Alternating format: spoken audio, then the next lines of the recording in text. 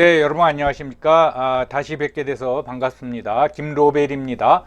오늘 영상은 자녀 진로 교육이라 그럴까?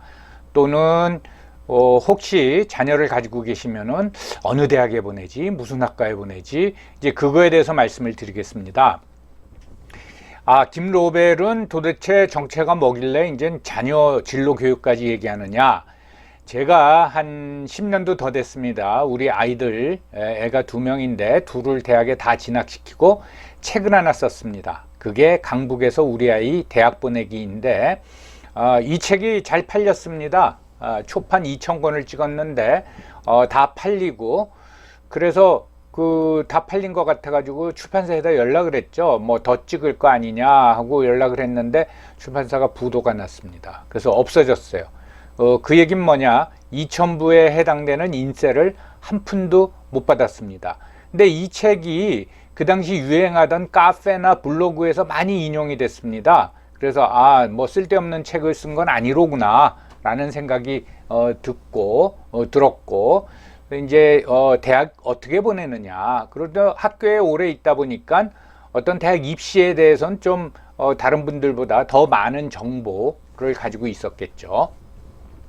무슨 말인가 하면 저만 하더라도 베이비붐 세대죠. 그래서 베이비붐 세대인데 뭐 열심히 살았죠. 근데 요즘 뭐 MZ 세대라는 말이 나오지 않습니까? MZ 세대, 지금 현업에 계신 분들이죠. 우리나라 사람들은 다 열심히 사니까 그분들도 열심히 살았는데 문제는 뭐냐, 앞으로 어떻게 될지 모르겠다. 베이비붐 세대는 이제 은퇴하기 시작해가지고 조금만 한 1, 2년 내로 다 은퇴합니다. 그래서 열심히 살고 거기에 따른 어떤 후과도 다 충분히 누렸는데, MZ 세대는 열심히 산 건 똑똑한데 앞으로 어떻게 될지 모르겠다 라는 심각한 상황이죠. 그러면 MZ 다음 세대, 지금 학교 다니는 세대, 포스트 MZ 세대는 어떻게 될 것이냐, 전혀 알 수 없다. 그래서 혹시 이 영상을 보시는 분들이 애들이 다 대학에 진학했다 그러면 뭐 큰 관심이 없으실 텐데, 뭐 또 손주도 있지 않습니까? 또는 지금 아직 대학을 진학하지 않은 자녀들을 두고 있는 분들은 한번 들어보실만 할 겁니다. 먼저 우리가 대학에 가는 이유가 졸업하고 나서 이제 생업을 얻어야 되죠. 취직을 해야 되죠.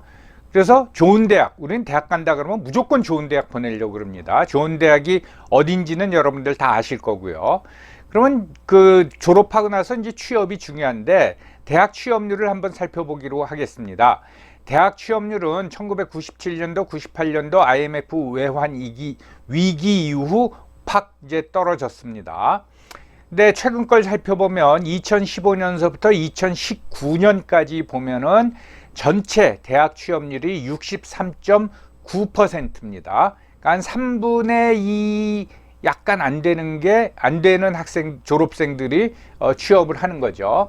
그 중에서도 누구나 우리 자녀를 보내고 싶은 스카이 평균을 보면 2019년도 72.2%입니다. 72.2%. 그러니까 대학 전체 평균보다는 한 10% 정도 높다고 하겠죠. 그래서 뭐 스카이나 다른 대학하고 취업률 차이가 그렇게 큰 차이가 나는 게 아닙니다. 한 10% 정도 차이가 나는데, 우리나라는 흔히 서열을 중요시하기 때문에 우리 200개 조금 안 될 겁니다. 폐교된 학교가 많아가지고 보통 200개라고 하겠습니다. 200개 4년제 대학 중에서 우리가 흔히 좋은 대학 5개를 빅5라고 합니다.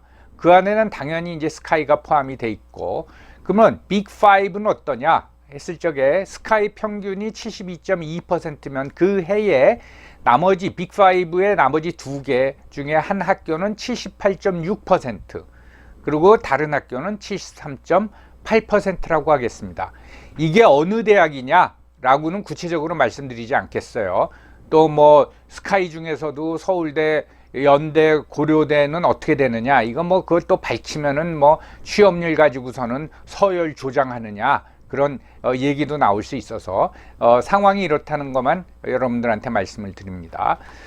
그러면은 스카이 평균이 72.2%라고 했고, 그 다음에 다른 두 대학을 합쳐서 빅5까지 합치면은 더 올라가겠죠. 한 74% 정도 되겠죠. 그러면 수도권, 서울하고 경기 인천 지역에 있는 중위대학 그걸 다 계산할 수가 없어서 한 3개 대학을 그냥 임의로 추출을 했습니다. 했을 적에 수도권 중위대학의 70.2%입니다. 그러니까 스카이보다는 좀 취업률이 낮죠. 그러면 지방대는 어떠냐? 지방대도 대학이 많으니까 그 중에 우리가 소위 말하는 지방 거점대, 그러니까 대전, 대구, 부산, 광주 뭐 거기에 있는 국립대학이죠. 지방 거점대, 경북대, 부산대, 전남대, 충남대 뭐 이런 데를 다 합쳐 보니까 50%에서 60% 사이입니다. 그러니까 그 수도권 중위대학보다도 10% 이상 차이가 나죠. 이게 바로 수도권 대학의 졸업생들이 취업하는데 뭐 유리하다. 왜 유리한지 모르지만 그걸 반영하는 거라 하겠죠. 그러니까 지방에 있는 대학을 안 가려고 그러는 거예요. 그래서 지방 거점대는 50에서 60% 사이다. 그러면 2019년도 통계를 냈을 적에 전국 최고 취업률이 어디냐 했을 적에 4년제 대학 기준입니다. 한국기술교육대입니다. 84.7%. 이건 뭐 국립이라고 말씀드리면 돼요. 주로 테크놀로지를 가르치죠. 물론 디자인도 있고 그렇습니다. 그러니까 어떤 취업 중심의 교육을 하는 대학입니다. 거기는 84.7%입니다. 그 대학의 등록금이 공과대학이 그 연 470만 원입니다. 공과대학 일반 사립대 4년제 공과대학의 등록금이 연 800만 원 정도 됩니다. 그러니까 등록금도 굉장히 싸죠. 이건 참고로 말씀드리는 겁니다. 그런데 취업률 산정에도 함정이 있습니다. 무슨 함정이 있냐면 인문대학하고 예술대학이 있지 않습니까? 예술만. 이 인문대 졸업생하고 예술대 졸업생의 취업률이 낮거든요. 그래서 전국 대학들이 일종의 요청을 해가지고 취업률 계산할 적에 인문대하고 예술대를 빼고 계산합니다.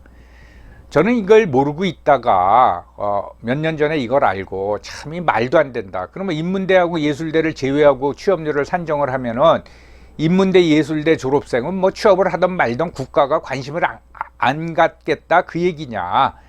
하여튼 뭐 이런 문제가 있습니다. 그래서 이런 그 함정이 있다라는 거를 말씀드리고, 또 같은 취업률이라도 아무래도 스카이 대학의 스카이 졸업생들의 취업 이게 뭐랄까 퀄리티가 더 높겠죠. 즉 어디에 취업했느냐의 문제가 있지만은 아무튼 수도권 중위대학하고 스카이 평균 취업률은 그렇게 큰 차이가 나지 않는다. 그 말씀을 드립니다. 그 전국 최고 취업률을 기록한 한국기술교육대라는 게 있는데 그거 말고 한국폴리텍 대학이라고 있습니다.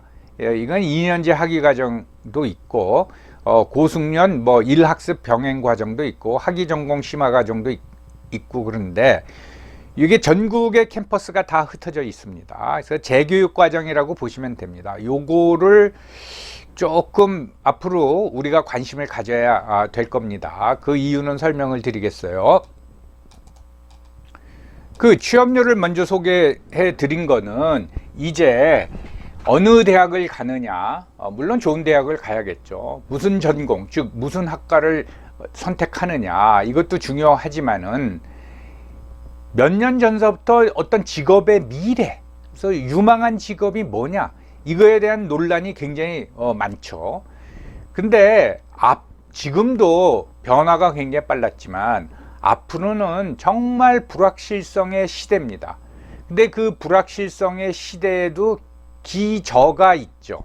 그 기저가 뭐냐? 첫째는 저성장입니다. 산업화가 본격적으로 시작되고, 그러니까 산업화 아니라 죄송합니다. 이 세계화하고 정보화가 본격적으로 확산이 되기 시작한 1990년대에서부터 저성장에 들어갔습니다. 그래서 뭐 이제 저금리도 계속 유지되고 그렇지 않습니까? 저성장입니다. 그다음에 인공지능의 역할이 점점 커지고 있죠. 그다음에 고령화. 요거 세 개는 앞으로 한 뭐 4, 50년 동안 계속 유지될 기저라고 보겠습니다.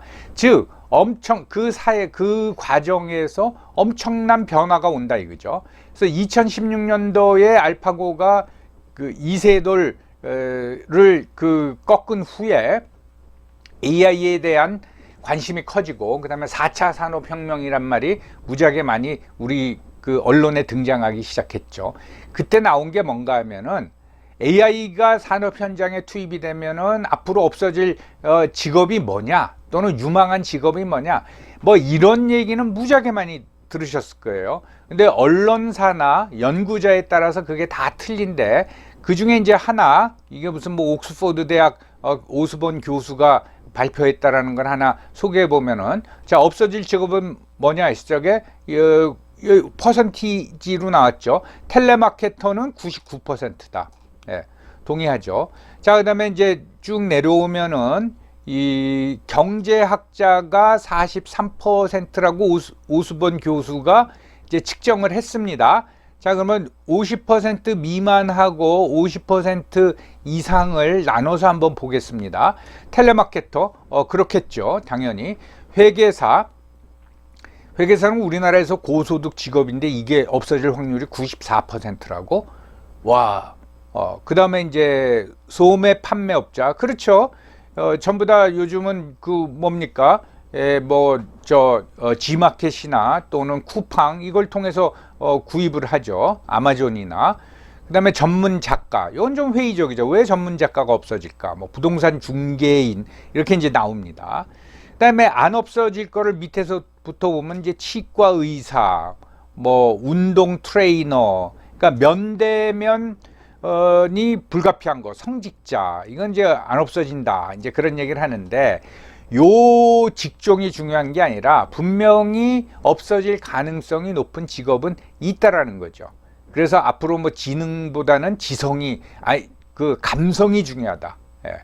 그래서 어떤 그 유치원 교사, 상담가 이런 게 안 없어진다 그런 얘기 하는데 이거는 여러분들 뭐 염두에 두실 필요가 없는 게 이건 다 틀립니다.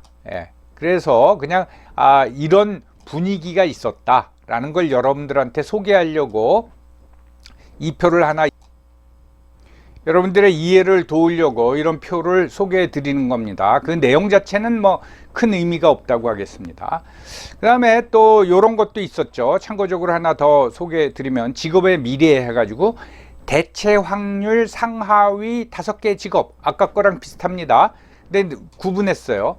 그래서 대체할 거 전화 상담원 이게 뭐 텔레마케터랑 똑같죠. 스포츠 심판, 은행 창구 직원, 부동산 중개인, 택배 기사. 이 택배 기사 요즘 택배 기사 굉장히 배달이 많아가지고서는 배달 주문이 많아서 택배 기사가 인기인데 왜 없어지느냐? 뭐 드론으로 한다 또는 그 배달 로봇을 개발한다 이제 그런 얘기가 나오는 거 아닙니까? 그다음에 운전기사도 마찬가지죠. 자율주행 자동차가 보편화되면은 전문 기사가 필요가 없어지겠죠.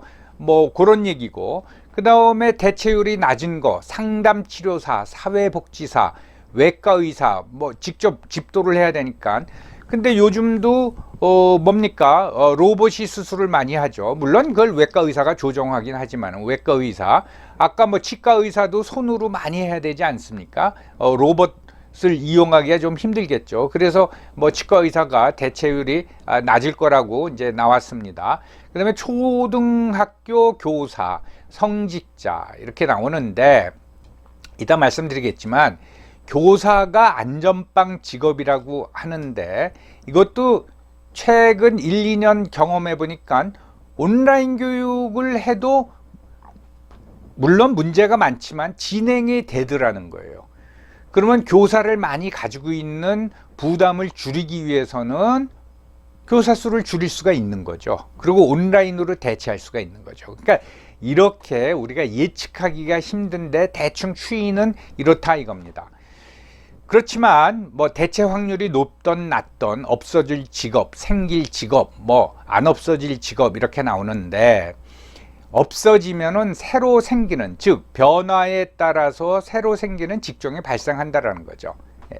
여러분들 이제 자동차가 등장하면서 마차라 그럴까요? 그게 다 없어지지 않았습니까? 예. 그랬더니 뭐가 생깁니까? 운전 기사가 생기죠. 그렇게 새로운 직종이 발생을 하는 겁니다. 그 재밌는 것 중에 하나는, 이제 제가 좀 몇 년 전에 이런 거를 학생들이 관심이 없길래 제가 좀 비교적 일찍 이런 거를 소개했더니 막 걱정하는 거예요. 선생님 어떻게 해요? 제 학생이 직업이 없어지면요. 근데 그 학생은 취업한 학생도 아니에요. 그래서 너 뭐가 되려고 그랬는데 걱정하니? 그건 뭐냐? 새로운 직업이 뭐가 생길 것인가? 거기에 대비하는 게 더 낫지, 없어질 거를 걱정해서는 이제 안 된다, 그 말씀입니다. 그다음에 분명한 거는 사무직, 즉 관리와 의사결정을 하는 사무직은 숫자가 감소합니다.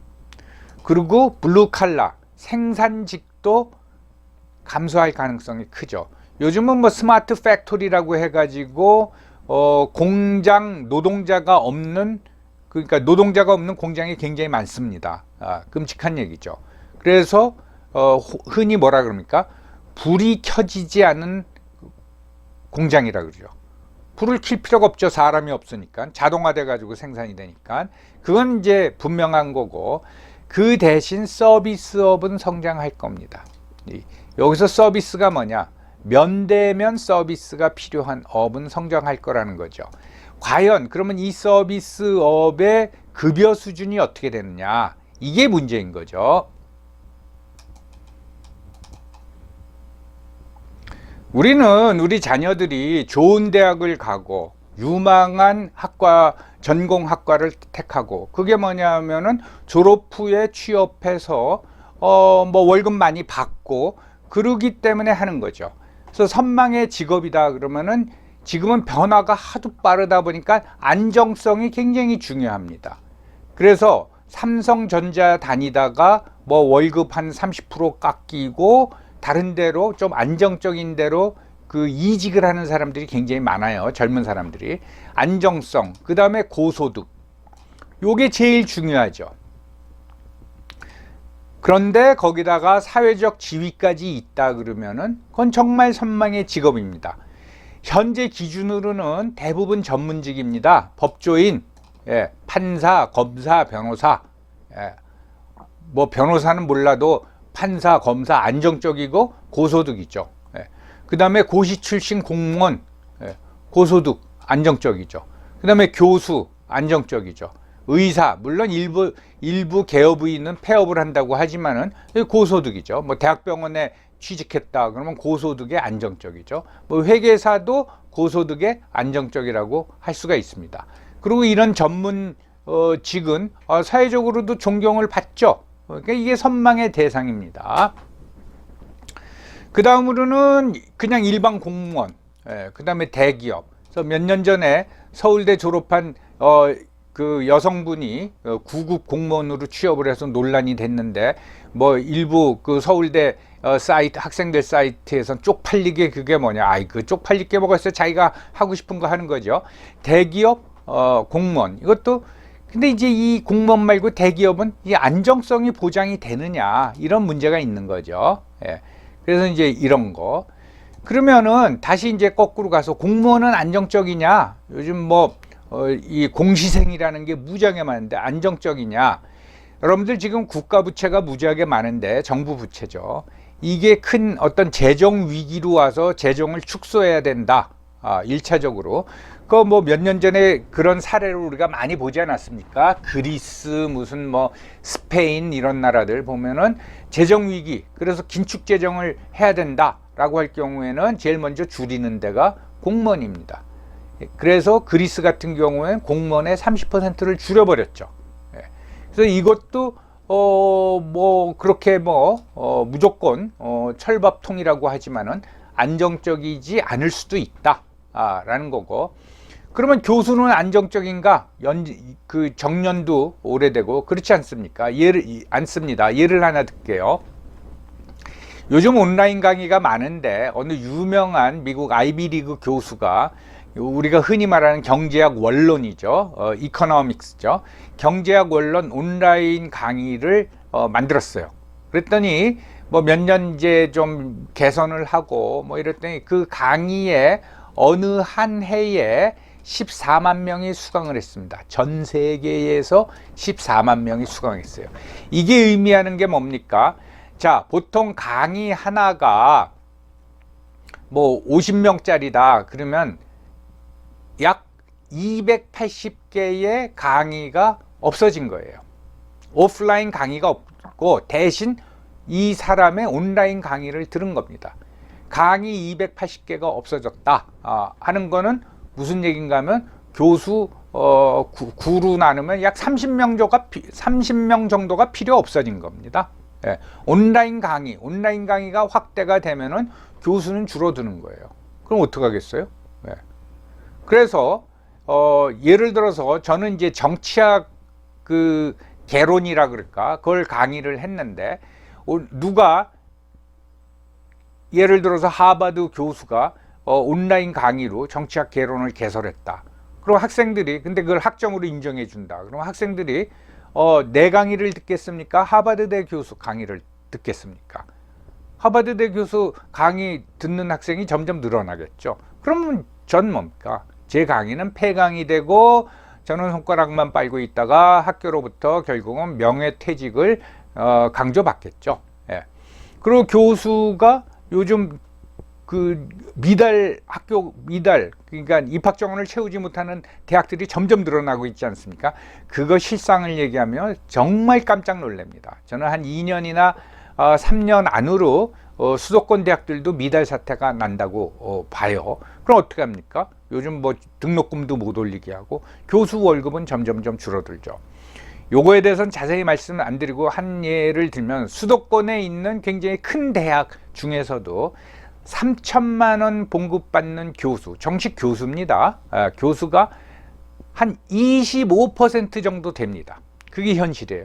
여러분 3천만 원이면요. 중소기업, 대학 졸업생, 4년제 대학 졸업한 학생이 중소기업 취업한 것보다도 그 월급보다도 더 적은 거예요. 예. 그래서 10년 가까이 공부하고 대학 교수가 됐는데 명함만 대학 교수지 급여는 연 3천만 원밖에 안 된다 이겁니다. 그러면 누가 공부하려고 그러겠어요? 안 해죠. 자, 그러니까 뭐 공무원 예를 들었지만 교수도 안정적이지도 않고 절대로 고소득도 아니고 조금 지나면 아이고 뭐 3천만 원 받는다며 사회적 존경도 없어질 수가 있습니다. 그렇게 이제 선망의 직업, 안정성과 고소득과 사회적 지위를 보장해 주는 그 직업이라는 건 점점 줄어든다고 이제 말씀을 드린 겁니다. 저는 베이비붐 세대고 이제 아닌 말로 열심히 일했습니다. 당연히. 그리고 혜택 받을 건 사회로부터 다 받았다. 그런 말씀을 드렸어요. MZ 세대는 지금 현장에 있으면서 열심히 일하고 있고 뭐 제가 일할 때보다는 고소득을 보장받고 있지만은 앞으로 어떻게 될 것이냐. 예. 그런데 베이비붐 세대는 이제 보통 1955년서부터 1963년까지 또 크게 보면은 1974년까지 봅니다. 그래서 1955년과 1963년 사이에 한 700만 명이 태어났고요. 그다음에 1955년서부터 1974년생이면 지금은 이제 40대 후반이죠. 50 거의 다 됐죠. 까지 포함하면은 1700만 명입니다. 요게 중요합니다. 이 사람들한테는 졸업할 적에 경로라는 게 있습니다. 소위 패스 또는 트랙이라는 게 있어요. 좋은 대학 가가지고서는 뭐 공대를 갔다 경영학을 전공했다 그러면 대기업에 취업하고 거기서 있다 보면은 3년 후에 대리가 되고 5년 후에 과장이 되고 또 한 8년 되면 차장이 되고 10몇 년 되면 부장이 되고 뭐 지사장으로 나가고 이 경로가 있었어요. 그런데 MZ 세대는 그 결과 풍요는 있지만은 굉장히 변화가 빠른 겁니다. 그래서 경로가 점점 상실되고 있어요. 베이비붐 세대도 한 방 얻어맞은 게 1997년도 IMF 때입니다. 40대 초반 중반에 막 쫓겨났어요. 한 4분의 1 정도가 대기업에서 쫓겨났습니다. 그런데 MZ 세대는 그 경로가 안 보이는 거예요. 변화는 되게 빠르고. 이 MZ 세대가 한 1700만 명 정도 된다고 합니다. 여기서 이제 M이라는 건 아시겠지만은 그 밀레니얼, 그래서 1980년에서 1994년까지, 즉 현재 기준으로 보면 20대 후반에서 30대. Z 세대는 1995년서부터 2004년까지, 즉 지금 고등학생, 대학생입니다. 누가 이런 걸 만들어내는지 언론하고 학자가 만들어내는 건데 큰 의미 없이 그냥 갖다 붙인 이름입니다. 그럼 베이비붐 세대하고 MZ 세대하고 무슨 차이가 나냐? 소위 말해서 디지털 세대라고 보시면 돼요. 자, Z 세대를 포함한 포스트 MZ 세대는 뭐냐? 전혀 예측할 수가 없다라는 거예요. 어떤 미래가 도래할지 알 수 없다라는 겁니다. 대충 짐작은 할 수 있어요. 이제 우리가 일당을 받는 일용직이다 그러면 우리가 흔히 말해서 건설 노가다가 가장 많이 받죠. 요즘 한 12만 원, 13만 원 받을 겁니다. 그러니까 높은 편이죠. 한 다른 직종보다는 한 이삿짐 센터는 지금 얼마 받을지 모르지만 한 하루에 2만 원, 3만 원 정도 높이 많이 받습니다. 좋죠. 힘들지만은. 그런데 최근 일반 주택을 지을 적에 큰 빌딩은 말고 3D 공법으로 짓습니다. 집을. 그러니까 현장 노동자가 많이 필요하지 않아요. 예. 어떻게 보면 프린터만 필요합니다. 그래서 공기도 5분의 1 정도고 그 다음에 건축비도 3분의 1 이하예요. 저는 이 3D 프린터 공법이 도입될 거라고 봅니다. 그러면 어떻게 됩니까? 현장 노동자도, 건설 현장 노동자도 줄어드는 거죠. 없어진다 이 말입니다. 예. 그런 변화가 기다리고 있다 이 말입니다. 예. 그래서 3D, 여러분들 뭐 영상을 보신 분들 있겠지만 3D 프린터 공법으로 집을 짓기 때문에 지금 집을 짓는다 그러지 않고 집을 찍어낸다 또는 집을 출력한다, 그렇게 표현하기도 하죠.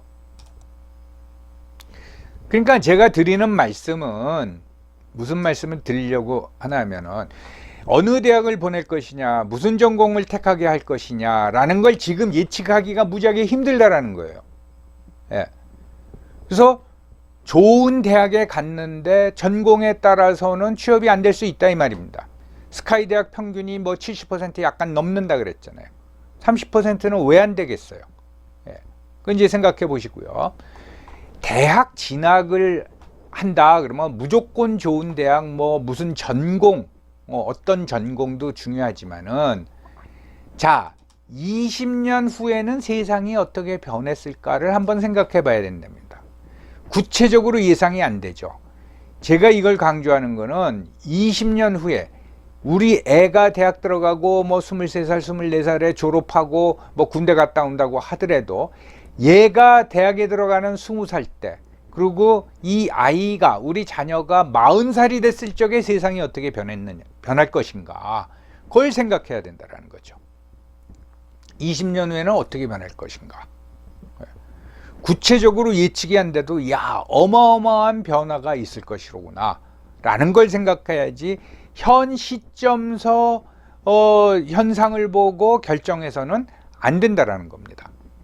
어떻게 보면 20년 후에는 어느 대학을 나왔느냐, 무슨 전공을 했느냐가 무의미해질 수 있습니다. 예. 그래도 난 뭐 좋은 대학 나온 거 가지고 폼 잡고 살면 돼, 뭐 그렇게 생각하시면 할 수 없죠. 예. 그래서 공교육이 아니라 가정교육으로 따졌을 적에 어떻게 교육해야 하는가, 이거를 생각해 봐야 됩니다. 가정교육 입장에서, 또는 뭐 공교육도 마찬가지지만, 자, 우리가 굉장히 많이 들은 거, 창의력을 키우는 교육을 시켜야 된다, 암기식 교육을 버려야 된다, 이 말씀은 맞는데, 여러분, 우리가 60년대 초서부터 산업화를 굉장히 급속하게 추진했을 적에는 솔직히 말해서 창의성이 필요 없었습니다. 여러분, 그때는 봉제라고 해서 와이셔츠 만들어 가지고 팔고 그러는데 무슨 창의성이 필요해요. 예. 그냥 빨리 싸게 베껴서 수출하는 게 최고였습니다.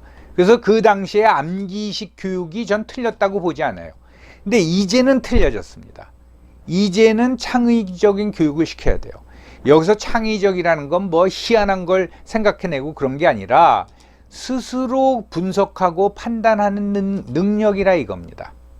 암기식 교육 가지고는 이러한 분석 능력, 판단 능력이 떨어질 수밖에 없어요.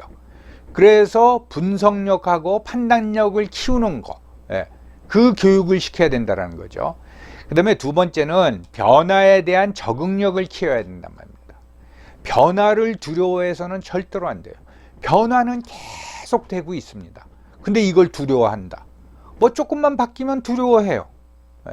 그걸 두려워해서는 안 된다는 거죠. 그래서 요전에 교육, 대학 무슨 혁명에 대해서 얘기하면서 마이크로 디그리라고 했잖아요.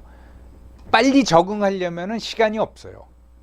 그래서 대학 교육도 바뀌어야 된다는 게, 자, 우리 졸업생이 나갔는데 10년 후에 이런 전공이 필요가 없어졌어요. 새로운 전공이 생겼단 말이죠.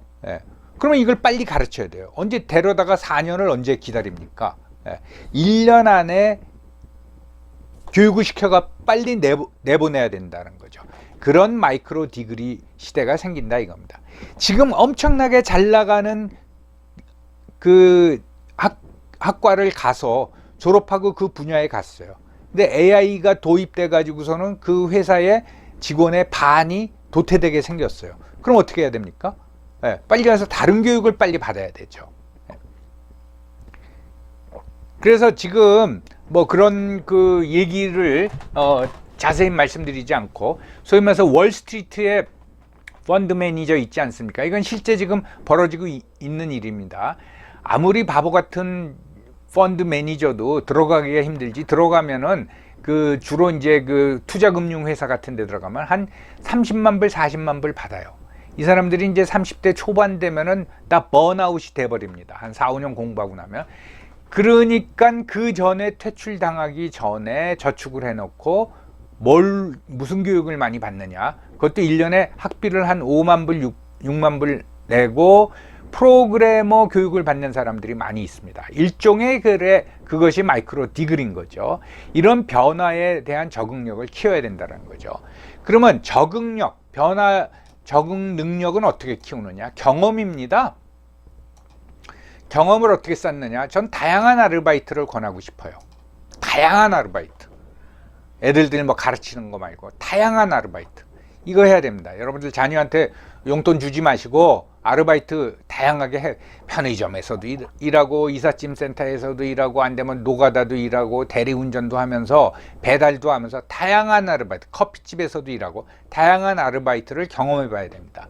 그 다음에 여행입니다. 여러분들 여행, 이게 풍족하지 않고, 옛날에 뭐 무전여행이라는 얘기가 많이 있었는데 그건 불가능한 얘기고, 해외여행이든 국내 여행이건 최소한의 비용 가지고 여행하다 보면 여러 무슨 상황에 접하게 돼요. 그거를 돌파하는 능력을 키우는 거예요. 여행과 아르바이트.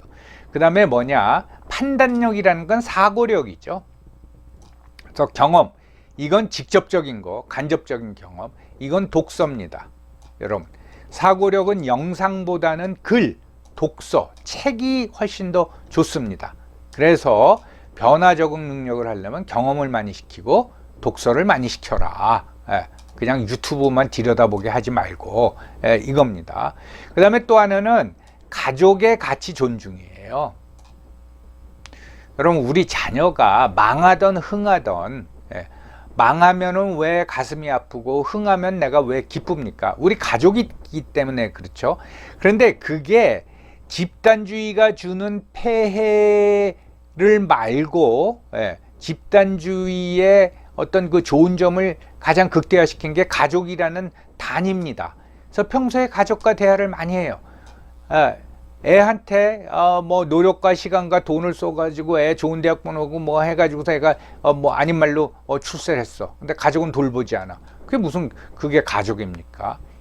잘하나 못하나, 나쁜 일이 있으면은 같이 아쉬워하고 슬퍼하고, 좋은 일이 있으면 같이 즐거워하고, 그게 가족이죠. 그런 게 있어야죠. 이런 가족의 가치 존중. 그러려면 이제 가족과 대화를 부모 자식 간의 대화가 많아야 되는데, 이 문제는, 이건 또 다른 얘기긴 하지만은, 우리 부모님들은 자식하고 대화한다 그러는 게 대화가 아니라 일방적으로 가르치려고 그러죠. 그러면 절대로 안 됩니다. 아이가 말을 많이 하게 시켜야 된다는 거죠. 자, 뭐 여러분들도 다 나름대로의 자녀 교육에 대한 어떤 관을 세우고 계실 텐데, 제가 이제 어줍지 않게 뭐 얘기했을 수도 있습니다. 결론은 뭐냐? 결론은 깡을 키워야 됩니다. 깡다구가 있어야 돼요, 여러분. 예, 깡다구. 변화를 두려워하지 않는다. 그건 깡이에요, 깡. 깡을 가지고 변화를 두려워하지 않으면서 새로운 변화에 필요한 능력을 쌓는 거, 이게 중요하다는 거죠. 근데 점점 이게 없어지죠. 예, 이게 참 큰일입니다. 여러분, 깡을 키워야 됩니다. 깡. 뭐 나가서 주먹질 하라는 게 아니라 변화를 두려워하지 않는 깡다구가 있어야 된다는 거죠. 제가요, 우리 조카들하고 얘기하다가, 우리 조카들 이제 자녀, 10대 자녀들 생각하면서 저한테 뭐 어떻게 애들 키우죠? 어쩌고저쩌고. 야, 깡을 키워. 그러면 에이 그래요. 그게 무슨 결론이에요? 잘 생각해 보십시오. 이게 필요합니다. 이게. 예. 자, 깡. 엉뚱한 결론일지 모르지만은 깡을 키워줘야 된다.